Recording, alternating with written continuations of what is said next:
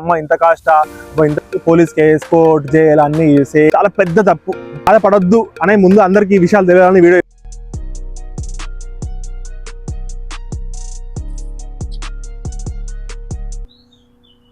Hello అందరికీ, welcome to Jagan in Germany YouTube channel.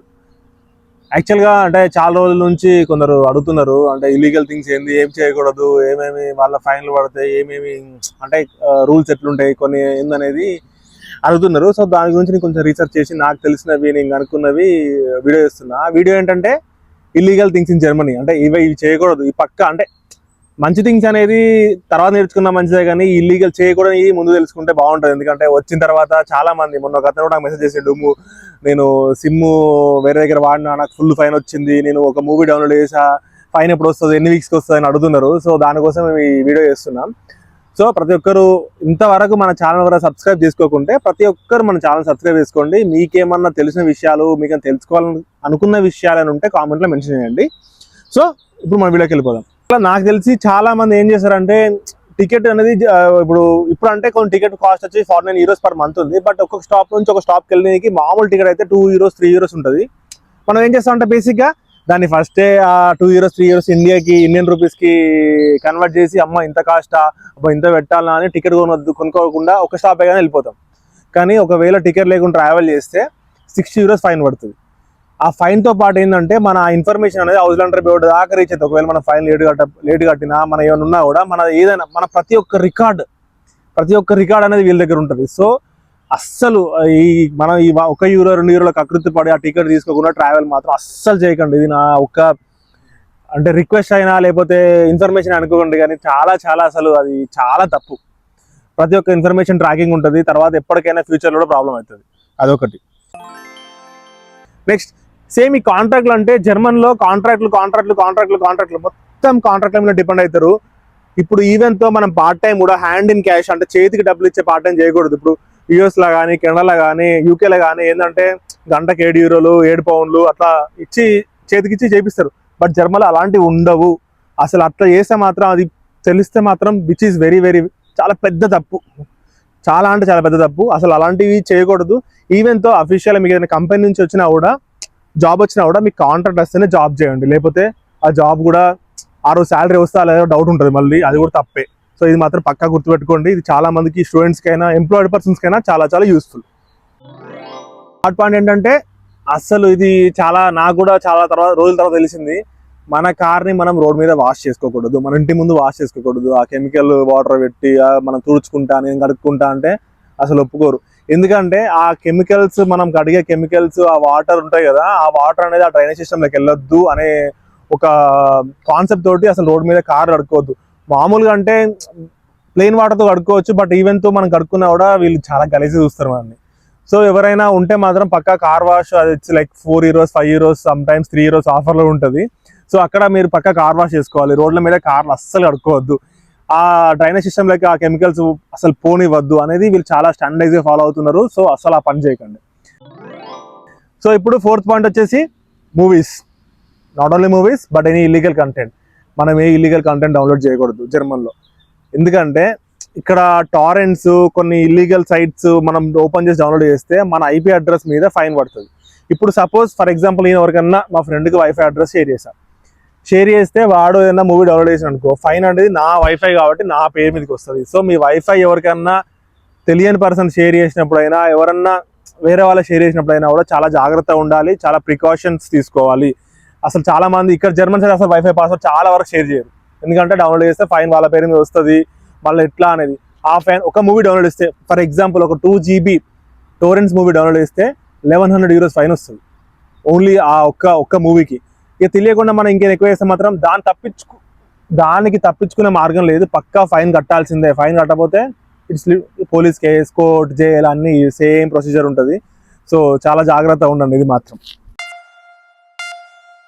ఇప్పుడు next point ఏంటంటే, ఇన్సల్టింగ్ పీపుల్ ఇన్ జర్మనీ. అంటే public ప్లేస్లో ఎవరైనా మనం ఇన్సల్ట్ చేసినా, అంటే ఇది ఎక్కడైనా వరల్డ్ ఎక్కడైనా చాలా తప్పు.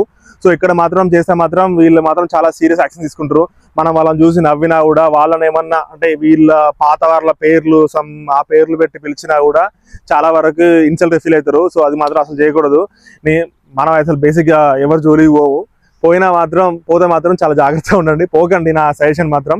ఇది కూడా చాలా చాలా సీరియస్ తీసుకుంటారు వీళ్ళు, మనంత లైట్ తీసుకుంటారు కాదు.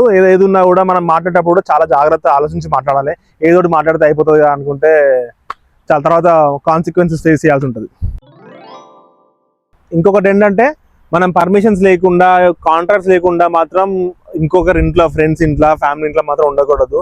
ప్రతి ఒక్కటి లీగలైజ్డ్ అయి ఉండాలి. ప్రతి ఒక్క ఇన్ఫర్మేషన్ మనం వీసా ఆఫీస్కి అయినా వీళ్ళ బుర్గరామ్కైనా షేర్ చేస్తూ ఉండాలి. మనం ఎక్కువ రోజులు హౌస్ కాంట్రాక్ట్ లేకుండా ఉన్నా కూడా చాలా ప్రాబ్లం అవుతుంది. తర్వాత ఫ్యూచర్లో 1-2 years తర్వాత కూడా నువ్వు ఎక్కడ ఉన్నావు అంటే పిఆర్ అప్లై చేసేటప్పుడు లేకపోతే సంథింగ్ వాట్ ఎవర్ ముందు మన వీసా ఆఫీస్లో ఉన్నప్పుడు ఈ పీరియడ్లో ఎక్కడున్నావు అని అడుగుతారు. సో చాలా జాగ్రత్త ఉండండి. ఈవెన్తో మీ దగ్గర బడ్జెట్ లేకున్నా కూడా ఎక్కడో కూడా కాంట్రాక్ట్ అయితే ఉంచుకొని ట్రై చేయండి. కొనుక్కోండి కాంట్రాక్ట్ కావాలంటే, అది చెప్పకూడదు. బట్ ఎక్కడో కూడా కాంట్రాక్ట్ అయితే పక్కా మెయింటైన్ చేయండి, లేకపోతే మాత్రం ఎప్పటికైనా దానివల్ల ఏదో ఒక ప్రాబ్లం వస్తుంది. అదొకటి. ఏంటంటే ఇప్పుడు మనం కొన్ని స్విమ్మింగ్ పూల్స్ ఉంటాయి, ప్రైవేట్ స్విమ్మింగ్ పూల్స్ ఉంటాయి. అక్కడ ఏంటంటే ఏం బోట్స్ లేకున్నా కూడా మనం వితౌట్ పర్మిషన్ ఆ స్విమ్మింగ్ పూల్స్ దగ్గర స్విమ్మింగ్ చేయకూడదు. సో ఏముంటుంది అంటే ఏం కాదు స్విమ్మింగ్ పూలే కదా, కొన్ని ఫ్రీ ఉంటాయి, కొన్ని పేడ్ ఉంటాయి, కొన్ని ఏంటంటే లేక్స్ ఉంటాయి. అక్కడ కూడా మనం without permission, without knowing information మనం అక్కడ స్విమ్మింగ్ చేయకూడదు. అక్కడ కూడా హ్యూజ్ ఫైన్ పడుతుంది, విచ్ లీడ్స్ పోలీస్ కేసు కూడా అవుతుంది అక్కడ. సో అది మాత్రం చాలా జాగ్రత్తగా ఉండండి, అస్సలు చేయకండి. నేనైతే ఎప్పుడు చేయలేదు, నాకైతే స్విమ్మింగ్ రాదు కాబట్టి భయం కాబట్టి అసలు వాటర్ దగ్గరికి చాలా తక్కువ పోవడం. సో ఎవరైనా ఉన్న వాళ్ళు మాత్రం ఏది ఉన్నా కరెక్ట్గా తెలుసుకొని, బోట్ చూసుకొని, పోలీసులు ఉన్నారా లేరా పోలీసులను కనుక్కొని చేస్తే బాగుంటుంది. ఇంకొకటి ఏంటంటే మనీ లాండరింగ్ ఎక్కడ వేసిన తప్పే, ఇక్కడ వేసినప్పుడు తప్పే, కానీ ఇక్కడ చాలా సీరియస్గా ఉంటారు. ఏంటంటే ఇప్పుడు సపోజ్ నేను ఇండియన్ రూపీస్ ఇస్తా, మీరు నాకు యూరోస్ ఇవ్వండి, నేను యూరోస్ ఇస్తా, మీరు ఇండియన్ రూపీస్ ఇవ్వండి, ఇది కూడా మనీ లాండరింగ్ కిందకి వస్తుంది. అట్లా చాలా చాలా పెద్ద అమౌంట్స్ చేస్తే కూడా చాలా ప్రాబ్లం అవుతుంది. ఎందుకంటే ప్రతి ఇన్కమ్ మీద, మనకు వచ్చే ప్రతి రూపాయి మీద, ప్రతి యూరో మీద ట్యాక్స్ అనేది పక్కా దాని మీద ట్యాక్స్ పే చేయాలి. ప్రతి ఇన్కమ్ ట్యాక్సబుల్ అయి ఉండాలి, లేకపోతే తప్పు. ఈవెన్తో మనం 2 జాబులు చేసుకోరాదు, ఈవెన్ ఎక్స్టర్నల్ ఒక జాబ్ చేస్తూ ఫ్రీలాన్సర్లు చేయలేము. సో ప్రతి ఒక్కటి వీళ్ళు చాలా ఆర్గనైజర్గా ప్రతి ఒక్క సిటిజన్కి అన్ని రకాలుగా అన్ని ఫేవర్స్ సేమ్ ఉండాలని, అన్ని రూల్స్ అండ్ రెగ్యులేషన్స్ సేమ్ ఉండాలని అట్లా చేసిర్రు. సో మీరు మాత్రం ఎక్కువ ఇట్లా డబ్బులు ఏదైనా యూరో టు INR కన్వర్షన్ చేసేటప్పుడు వేరే ఫ్రెండ్స్ దగ్గర తీసుకొని వాళ్ళకి ఇవ్వడం అయితే ఎక్కువ చేయకండి. చేసిన ఒక మంత్లో ఎక్కువ చేస్తే మాత్రం అది కూడా తెలిసే ఛాన్స్ ఉంటుంది, అది చాలా జాగ్రత్తగా ఉండండి. ఇంకొకటి ఏంటంటే మనం వీసా లేకుండా ఎక్కువ రోజులు ఉండకూడదు. ఏంటంటే కొన్ని హౌస్ ల్యాండర్ బిహేవియర్ ఆర్ ఫారెన్ ఆఫీస్ ఏంటంటే అపాయింట్మెంట్స్ దొరకవు, టర్మిన్స్ దొరకవు. సో ఆ కేసులో ఏం చేయాలంటే మీరు మెయిల్స్ పెట్టా, లేకపోతే వాళ్ళకి వెళ్ళా, లేకపోతే ఏదో రకంగా మీరు you have to try to, అంటే మెయిల్ పెట్టకుండా ఉండద్దు. మెయిల్ పెడితే మీరు ఒకవేళ వీసా లేకుండా 6 months ఉన్నా మేము మెయిల్ పెట్టినా మాకు రిప్లై రాలేదు అనే ఒక ప్రూఫ్ అయినా చూపెట్టచ్చు. బట్ ఏంటంటే ఏం కాదులే, ఏముందిలే, నడుస్తలే అనుకుంటే మాత్రం చాలా చాలా తప్పు. ఈవెన్తో మీకు మెయిన్ అంటే రెసిడెన్స్ పర్మిట్ రాకుండా కూడా ఫిక్షన్ బేషనింగ్ అన్న తీసుకుంటే 3 months 6 months టెంపరీకైనా ఎక్కడ తిరగనికైనా ఎమర్జెన్సీకైనా పనికొస్తుంది. అది కూడా చాలా జాగ్రత్తగా ఉండాలి. మీరే ఫాలో అప్ చేసుకోవాలి. ఏం కాదులే వాళ్ళే ఇస్తారనుకుంటే మాత్రం చాలా చాలా పొరపాటు, అది కూడా ఎప్పటికోసారి ఇబ్బంది అవుతుంది. ఇప్పుడు మనకు ఈ వీసా ఆఫీస్లో అయినా ఎక్కడైనా ఎవరైనా బాగా రూల్స్ రెగ్యులేషన్స్ ఫాలో అవుతారు, వీడు మన హిట్లర్ రా ఇట్లా అంటాం.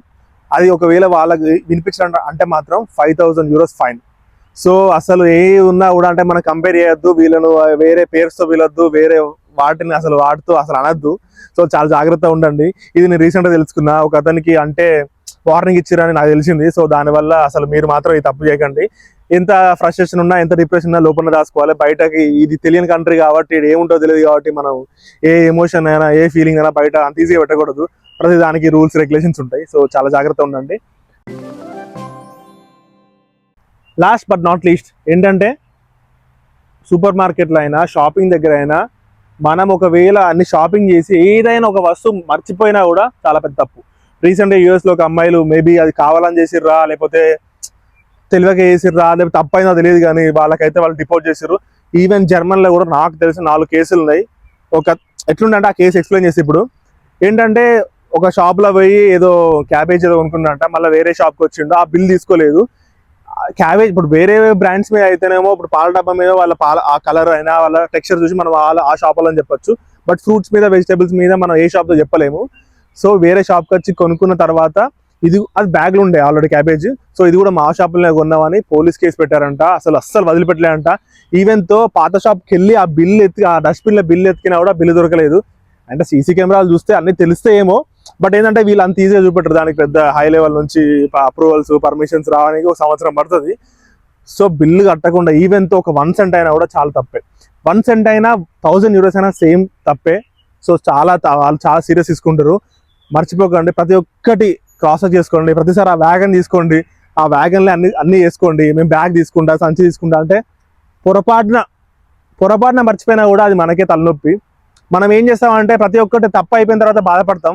సో ఈ వీడియో ఎందుకంటే ఆ బాధపడొద్దు అనే ముందు అందరికీ ఈ విషయాలు తెలియాలని వీడియో చేస్తున్నా. సో ఇది ఈ రోజు మనం వచ్చుదా. Please do like, share and subscribe. Check in Germany. Bye bye. Thank you for your smile.